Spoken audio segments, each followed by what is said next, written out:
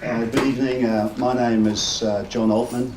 I'm from the Alfred Deakin Institute at Deakin University, and I am the convener of the Alfred Deakin Policy Forum that looks to sort of address, important issues of public policy and very much put them into the public sphere. So through the Policy Forum, we really look to both address a diversity of issues and also touch base with a diversity of audience. This is the third ADI Policy Forum for 2017. The first one earlier this year was on political correctness and freedom of speech, and particularly focusing on Section 18C. And the second one was on the future of work and basic income. And the topic tonight, looking at the pressing issue of homelessness in the 21st century city, focusing on Melbourne, has resonances with those two other topics. Melbourne, of course, is sometimes identified as the world's most livable city, but of course, in relation to our topic tonight, we have to ask the question, for whom? I guess what we've got tonight is a terrific panel put together by ADI anthropologist David Giles. David has worked here and internationally on issues around social movements and homelessness, among other topics. But the first thing I'd like to do, and it gives me great pleasure to introduce Bill Mickelson, who will do two things. He will give us a welcome onto Wurundjeri country, and he'll also say a few things from his perspective about homelessness. And Bill, who can't stay with us for the whole evening, has also kindly agreed to take some questions at the end of his welcome to country before we move on to David and hear from our panellists as well as David. So please welcome Bill Mickelson.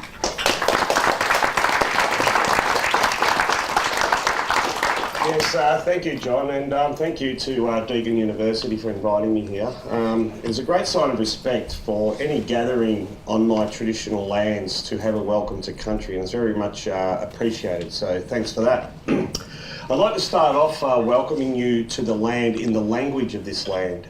Language is the basis of anyone's culture, and if it was taken away from your family, so is much of your connection to your culture. Something we're trying to revitalise today as part of our healing in the modern, the modern world of today. So Wiminjika, Gamalala Mangil, Balambo Nyalambo, Wurundjeri Balak, Nirina Maranbik, Bill Mickelson. Now the last bit, no doubt you would understand because I don't have a tribal name. That's my English name given to me at birth. What I just told you was welcome, greetings, good day from the Wurundjeri people. My name's Uncle Bill Mickelson.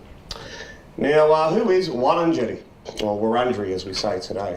We are part of one of the most diverse, landscapes on the planet. Over 250 different languages spoken in what is now called Australia. 700 different dialects, 3,000 plus different clans, and each and every one of them having their own specific physical and spiritual connection to this land based on customary law. What's our symbol of connection to country? Well, it's that river. Some people nickname it the Upside Down River, the Yarra as it's known today. We call it the Birrarung. So if anyone's ever wanted to know what Birrarung Ma means here in the city, that translates to the banks of the Misty River. And that is our traditional name of this river. And it is a symbol of our survival with the sacred resources provided by that waterway, and also the spiritual connection, where the oldest story of all talks about man coming from the earth of the river and women from the water itself. Wurundjeri are the sovereign surviving clan of this area. Now what I mean by that, under traditional law, our laws were, our sovereignty still, in my mind, still exists today.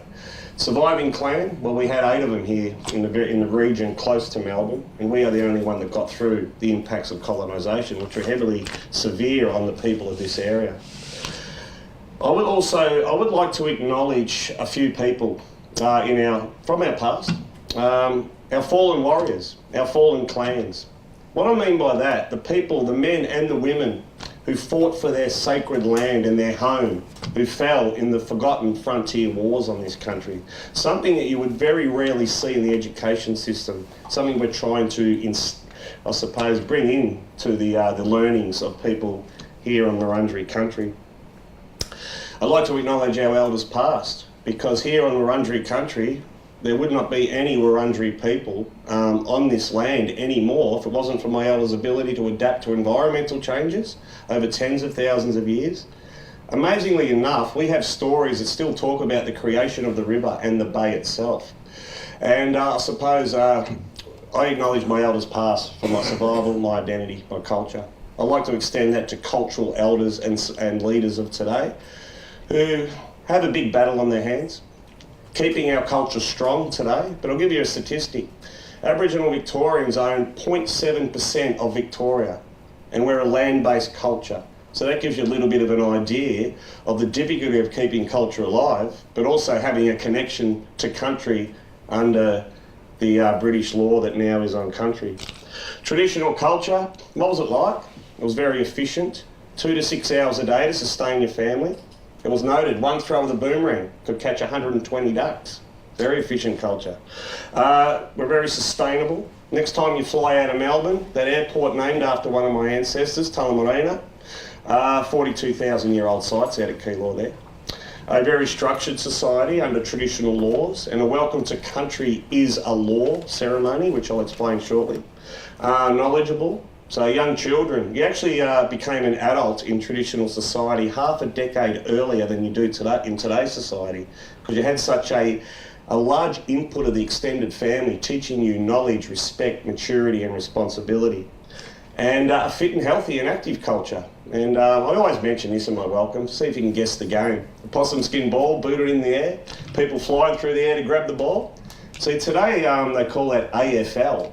For thousands of years it was called Marngrook, and it was in a ceremonial process which brought families and tribal groups together. So in a nutshell, traditional society, everyone knew their place, everyone knew their roles and responsibilities, and everyone had the skills embedded into them as they grew up to be a successful, responsible adult in society. So why do Aboriginal people have homelessness today? I'll give you a couple of historical sort of concepts. We became fringe dwellers of Melbourne in its very, very early days. We were one of probably the first homeless group, actually. After the unfortunate episode of what we call the Mindai epidemic. So here on country here, the snake is not a positive symbol, because if a snake bites you here, you're not going to survive long unless you get to the doctors. So it's a symbol of breaking of law, and the Mindai epidemic was actually the smallpox epidemic, which took out a great deal of our people here, even before John Batman came to this land. Intergenerational traumas, they still exist today in our communities. And as a Wurundjeri educator, it's something I want to make people who live on country here aware that Aboriginal people are not born bad. We're not born, I suppose, negative to society.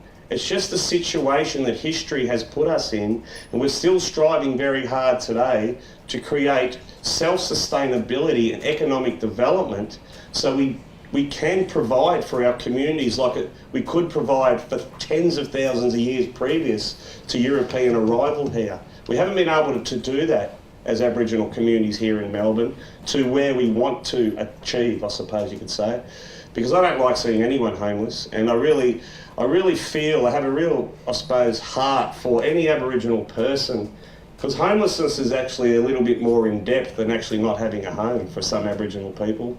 It's actually not knowing where you're from and where your country is and who your family is, because policies of the past were designed to eradicate Aboriginal culture, language and people off this land. So any Aboriginal people that are actually still here, I call them sacred.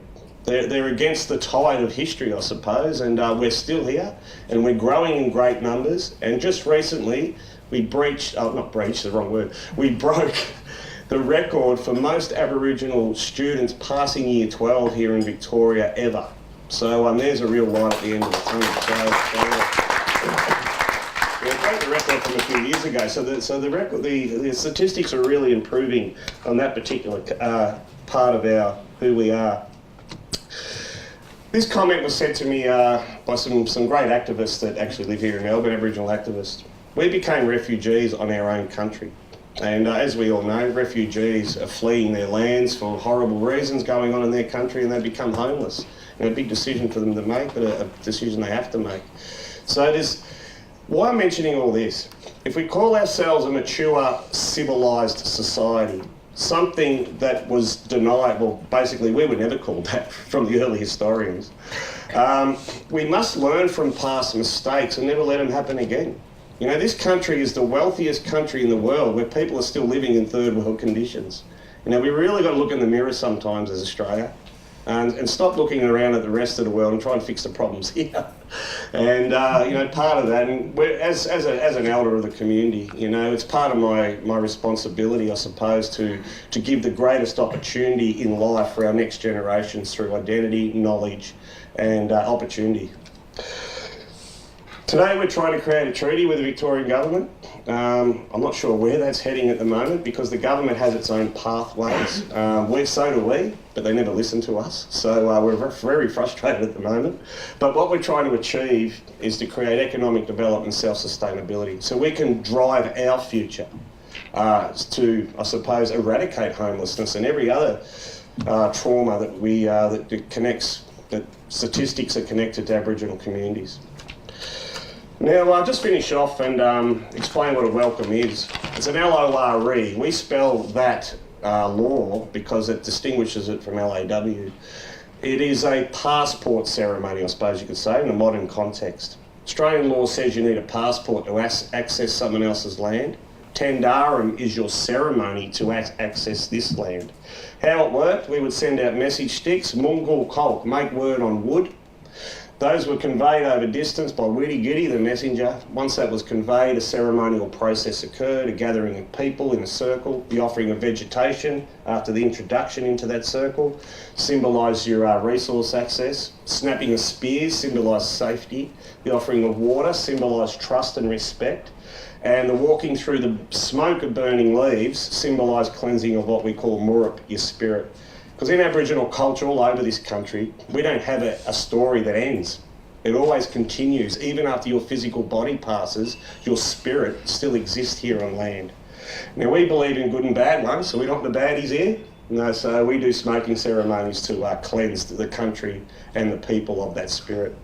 So I'd like to say, under Wurundjeri law, you must respect this land, its people and culture. And by inviting me here, I feel that respect, as I said earlier, so thanks for that. So, Waminji Kayibin Wurundjeri Balak Wambiek, welcome to Wurundjeri home, welcome to Wurundjeri country. And I was introduced by John, I can't hang around too long, but a couple of, if you've got any questions, feel free to ask them now. So, oh, no hands? Oh, yes. So, you used the word eradicate when you're talking about like positive things, but in the sense of like how do the Aboriginal people feel in general when it comes to like the reconciliation and like when you look back on the past and like you look at the bureaucracy and the legislation that was passed in the past and there's a deliberate like maliciousness in the policy, how do you reconcile that like amongst the community like so that you can move forward? My answer to that is first of all, who's reconciling with who? I always use an example around that. You know, if I was to come to your home and totally disrespect you and your family and then come knocking on the door the next day saying sorry, would you want to reconcile with me? So I think it was started in the wrong positioning as it is. We've always got to jump through the hoops all the time. And so if you're talking about things like Aboriginal sovereignty under customary law, these are massive topics that the Australian government, I believe, is too scared to discuss and talk about. That's what I'm saying. The government policy has been deliberate in the past, you know, to actually like dispossess you. Yes, yeah. Well, policies were written to split our families up, take our culture, and take our land. Dispossess you, but to actually eradicate you. Eradicate. Yep, that's the word. You know? Look, we feel very frustrated that on our traditional lands we're still suffering as a community in general. Look, there's many Aboriginal people out there doing great in life, but the statistics are still saying different, apart from the next generation positive statistics. So yeah, look, it's kind of like coming to an agreement with somebody, and you got to feel like both sides are genuine, or you're wasting your time. Do you feel that? No. No, look, the Victorian government, at least they're trying to create a treaty. The Malcolm Turnbull government just doesn't get it. Just doesn't get it at all.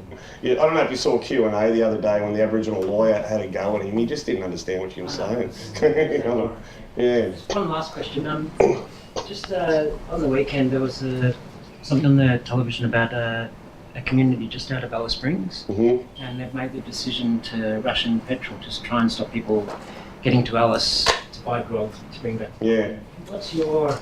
Well, these, look, they're intergenerational traumas, but they're also any community that doesn't have wealth or prospects or hope or employment or education. What have they got? You know, so I know there's a real division in the Northern Territory over things like the intervention order. You know, some of the elders up there like it because people aren't drinking as much, but some of them feel like their freedoms have been taken away. So some sort of middle ground needs to be found through proper consultation with the community leaders who know their community best. And you know, to that particular intervention order, the Racism Act was repealed for it to happen. You know, if another country did that, you'd see it all over your mainstream media services. You know? It's a violation of human rights. Yes, it is, yes. But it happens a lot here, and I know with the refugee issue at the moment, that Aboriginal people have had it for over, you know, nearly 200 years. So all these, you know, I suppose, policies and, you know, obstruction of human rights. So yeah, so it's like my message. Let's learn from past mistakes. Let it never happen again. You know, there shouldn't be one homeless person in this country. It's too wealthy. You know, so yeah, that's my opinion on it. But yeah. Thank you. Okay.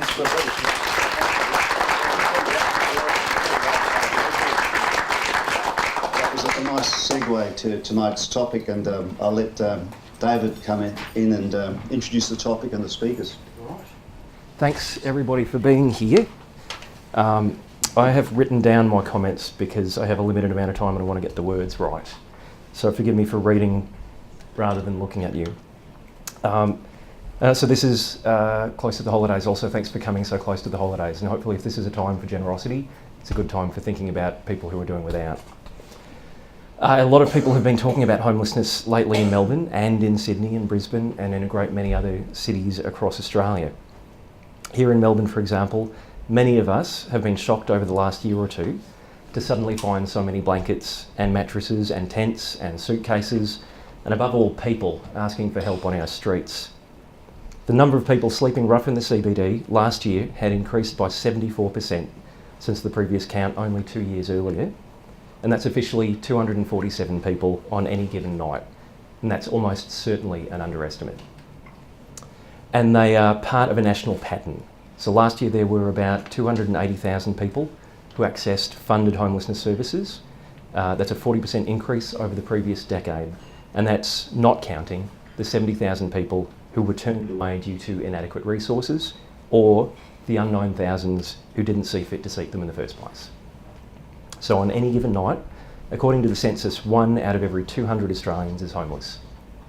That includes rough sleepers, but also people on the verge of sleeping rough, staying in shelters, on couches or in rooming houses that are often overcrowded, dilapidated or dangerous. So in many parts of Australia, our housing system is failing us. So is this our new normal, we have to ask? And if so, how do we respond? So Melburnians have been shocked and even outraged, although for diverse reasons. Some have criticised the fraying safety nets through which so many people have fallen. Others have turned their derision towards the homeless themselves, whom no less an authority than the Victorian Chief of Police, Graham Ashton, described as a disgusting sight and a danger to the tenants. Likewise, the Herald Sun's Susie O'Brien just last month recently described them as, quote, urban terrorists, and Melbourne's perhaps former Lord Mayor tacitly endorsed her hyperbole, writing in the same publication to reassure her readers that we, quote, won't let the homeless dominate our city streets. At the same time, homeless people themselves have also been shocked and outraged. With indomitable resolve, they've gathered together occupying the pavements in places like Sydney's Martin Place or Melbourne's City Square, partly for safety, partly for community, and partly for dignity, to assert a right to exist and to be counted among the public. So a lot of us are talking about homelessness, but all too often we're only telling part of the story. Graham Ashton accused rough sleepers of, quote, pretending to be homeless to fleece tourists, and whether out of ignorance or mendacity, he neglects to mention the many ways in which the limited crisis accommodation available has proven inadequate or unsafe for many rough sleepers. And even more sympathetic voices have sometimes told the story in terms of addiction or mental illness or even the weather, focusing on individual choices or immutable forces beyond our collective power to change, rather than asking the hard questions about what we have done collectively to bring about this crisis. So what has changed about our cities, our economies, and our society? And what shall we do differently in the future? Those are the questions I hope we can broach today. Some, very calmly, would respond to these questions with the adage that the poor have always been with us. And in a sense, that's almost true. Poverty has always been a symptom of political and economic hierarchy. The philosopher Rousseau wrote, ironically, that the first man who, having fenced in a piece of land, said, "This is mine," and found people naive enough to believe him, that man was the true founder of civil society. Homelessness has been the inescapable consequence of our market economy since the market economy first enclosed common fields for private ownership and profit. In 1512, the English satirist Sir Thomas More wrote that sheep, quote, have become so greedy and fierce that they devour men themselves. He was referring to the eviction of peasants from the English commons so that the nobility could produce lamb and wool for the market.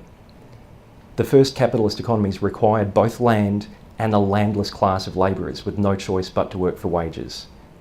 And of course this model was exported to all corners of the earth so that Native American foragers, Egyptian farmers and Aboriginal Australians alike were pushed from their traditional lands in the same way as English peasants. And to this day, all experience homelessness and housing insecurity more acutely than the descendants of white settlers. So it would be more accurate to say that the poor have always been with capitalism. But in the last several decades, some things have changed profoundly, and we're seeing those changes reflected in our streets now. Our market economies have been unified into a single global economy, and many of those jobs that formed the core of our middle classes have left our shores, leaving us more polarised and precarious in the first world or global north. This polarised global economy has also displaced many people from the country, pushing them to the cities in search of opportunity. And as a result, for the first time in our history, more humans live in cities than outside of them. This is just as true in Mumbai as it is in Melbourne, where some 1,700 people are moving every week, putting added stress on the housing market. And at the same time, many of our cities have been rebuilt by the ebb and flow of foreign capital, and this is what my research is about. So we see the same kinds of high-income gentrification in Melbourne's Fitzroy or Brisbane's West End as we do in many other developing countries, and the same displacement of poor and working class people. Not only that though, as the geographer Peter Marcuse points out, real estate itself has become a sort of global currency for the wealthy investors, a place to park their capital and weather the storms of the global economy. And anyone who has struggled to pay rent in Melbourne knows how the housing market works firsthand. For many of these investors, it isn't important that those properties are occupied, and as a result, cities like San Francisco, London, New York experience the paradox of soaring prices and vacancy rates. So in Melbourne, there are 80,000 empty properties. That's 3 for everyone who's homeless in Victoria. At the same time, and for related reasons, in recent decades we've seen the rollback of welfare policies in developed countries, from reduced income assistance to the privatisation of public housing. And this too has exacerbated the situation for people who are already economically vulnerable. So beyond sheer economics, we have to ask ourselves who is most vulnerable to these changes. We know, for example, that many women become homeless because they're fleeing domestic violence. We know that shelterless people are disproportionately queer, trans, Indigenous and migrants. So what broader patterns of disenfranchisement account for these numbers? All of these are also questions about the place of Australian cities in the globe. By now there are roughly 7 billion people homeless across the globe, according to the United Nations. That's 1 out of every 7 human beings on the planet.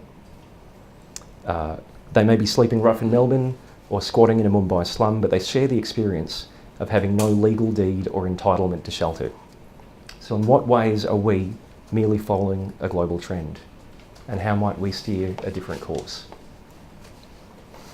So these are policy questions that have been asked for centuries. Even in 1512, landless peasants evicted from the commons were derided as dangerous and idle vagrants, in language not unlike Graham Ashton's, quote, fake beggars of Flinders Street. And statutes like the 1547 Vagrancy Act had them confined in stocks and branded with a V if they didn't move on. So these punishments relied on the assumption that vagrants simply lacked the appropriate motivation to find work or shelter. And amazingly, the same arguments persist today. In the same way that the Lord Mayor Robert Doyle's proposed ban on rough sleeping corresponded to Ashton's fake beggars, the City of Seattle routinely dismantles the camps of its 10,000 homeless residents. On the advice of one of the nation's highest authorities, Barbara Poppy, Executive Director of the United States Interagency Council on Homelessness. Poppy believes that permitting encampments discourages people from seeking alternatives. Despite Seattle's shelters' 5,000 bed shortfall, Poppy and the Seattle City Council assume that people choose homelessness until they have sufficient incentive to do otherwise. So this is the logic behind dozens of laws on the books in the United States, Australia, Britain and elsewhere that ban sleeping, sitting, urinating, begging or sharing food. And these regressive policies are most likely to be proposed not where homeless people are most visible, not where homeless people are most concentrated, but where they're most visible to non-homeless people. And of course, these laws don't help. Even the harshest of the Vagrancy Acts, imagine having your chest branded with a V, failed and eventually had to be supplemented by various forms of state assistance. So that state assistance was the very beginning of what we now call the welfare state. There is, however, a great deal of disagreement about what does help. So evidence from the US and Australia supports a housing first model where chronically homeless people are given free housing with no strings attached. But some advocates have called that, ironically, housing last, since it's only afforded to people who have fallen all the way through the cracks and then lived to tell the tale. In the United States, some cities are experimenting with what they call rapid rehousing, which redirects funding from bricks and mortar shelters to voucher programs that help shelterless people rent on the private market. This too is problematic, particularly for people who face housing discrimination or other non-financial barriers. In California, a homeless bill of rights is currently being considered. However, as we'll hear, these promising decrees aren't always implemented. And beyond the realm of policymakers, change is sometimes enacted from the grassroots up. So in the global south, movements like the Movimento Sem Terra in Brazil, or Slum Dwellers International across Brazil, South Africa and India, have successfully achieved legislative victories, winning squatters' rights and even development funding. And in places like New York or San Francisco, similar movements for grassroots mutual aid, like Homes Not Jails, have effectively claimed land and shelter for their constituents. So how many of these approaches will work here in Australia? What are their implications? What collaborations or conflicts will they necessarily entail? What haven't we considered? So we might only scratch the surface of these questions tonight. I am certain, however, that we will cover more in this hour than many of our right honourable correspondents from the Herald Sun have said all year. So with that in mind, I'm very, very glad tonight to welcome our speakers. So first we'll hear from Melbourne City Councillor Nick Francis Gilley. So in addition to serving as our resident policy maker for the night, Councillor Francis Gilley founded a homelessness organisation in the UK that was recognised globally for its innovation and for which Nick was awarded an MBE. So Nick's the first person I've ever met who has an MBE. In Australia, he was asked to lead one of In Australia, he was asked to lead one of Australia's premier welfare organisations and is also recognised by the World Economic Forum as a world-leading social entrepreneur. And more recently, he's directed his efforts to challenging climate change. After that, our second speaker is Tony Keenan, CEO of Launch Housing, one of the largest and most important local organisations in Victoria to connect homeless and housing insecure people with shelter. Launch Housing's mission is simply to end homelessness. Tony's worked in many community and policy roles, including Victorian Independent Education Union and as current chair of the Intermetro Partnership. And then next will be Spike. Spike is founder of the Homeless Persons Union of Victoria, a collective of sheltered and unsheltered advocates for housing reform and for the rights of homeless people. Spike was involved in the 2016 public occupation of several state-owned properties in Bendigo Street, Collingwood, for 8 months to draw attention to the inadequacy of housing policy and emergency shelter. And finally, we'll hear from University of Queensland Associate Professor Tamara Walsh, who studies the impact of law on vulnerable people, including children and young people, people experiencing homelessness, people on low incomes, people with disabilities, mothers and carers. She's also the author of Homelessness and the Law. So there'll be time for questions at the end. Please make note of anything you want to ask them and give them all a warm welcome.